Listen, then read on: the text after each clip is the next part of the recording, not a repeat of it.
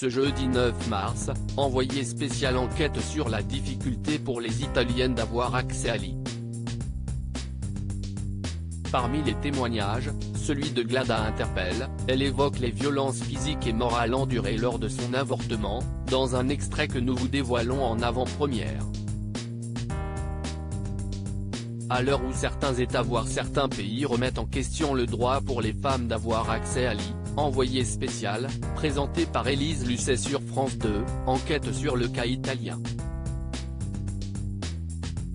Chez nos voisins transalpins, la question se pose. D'autant que de très nombreux gynécologues se disent objecteurs de conscience, un droit qui les autorise à ne pas pratiquer le dernier acte d'un avortement et donc, de fait, de limiter la possibilité pour les Italiennes de pouvoir mettre fin à une grossesse. Ce refus conduit certains praticiens à avoir des gestes ou des attitudes violents avec celles qui souhaitent un avortement. Envoyé spécial a rencontré Glada qui avait 22 ans lorsqu'elle a souhaité une IVG. Ce n'est pas d'avorter qui m'a traumatisé, si est ce qu'ils m'ont fait, confie Glada à envoyé spécial dans cette séquence placée en fin de reportage et que Télé Loisirs vous dévoile en exclusivité en haut d'article. Le magazine de France 2 rencontre Glada, une heureuse maman de 28 ans, d'une petite Chloé, âgée de quelques mois.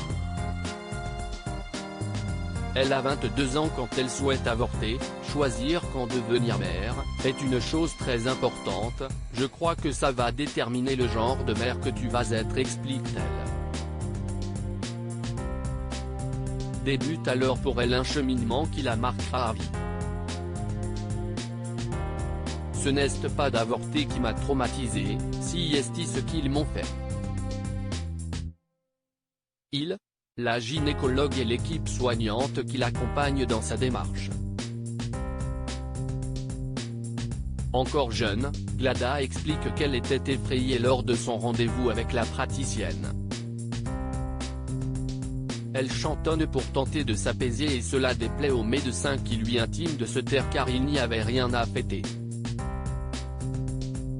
Au moment de l'échographie, la médecin introduit brutalement la sonde puis elle m'a touché comme le ferait un vétérinaire avec une vache. Je me suis senti comme un morceau de viande sur un comptoir, regrette la jeune femme. La fin du rendez-vous se poursuit sur des échanges abrupts. Dans la suite de son témoignage, elle explique n'avoir pas pu trouver de réconfort auprès des infirmières qui restèrent sourdes à sa douleur et sa demande d'aider. J'étais terrorisée, se souvient-elle. Ça a été un choc, il m'a fallu des années pour le surmonter, explique-t-elle en guise de conclusion.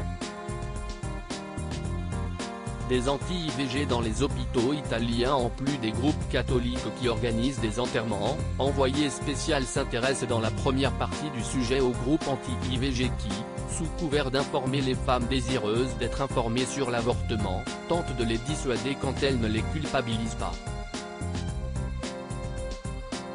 Des espaces qui trouvent leur place dans les hôpitaux et qui ne précisent pas clairement leur positionnement. Dans ce sujet de 34 minutes, le magazine de France 2 enquête sur ce thème qui, en Italie comme ailleurs, revient au premier plan. À lire aussi: je ne souhaite pas tomber dans ma propre caricature, Élise Lucet explique pourquoi elle ne veut plus poursuivre les patrons d'Enquête Investigation.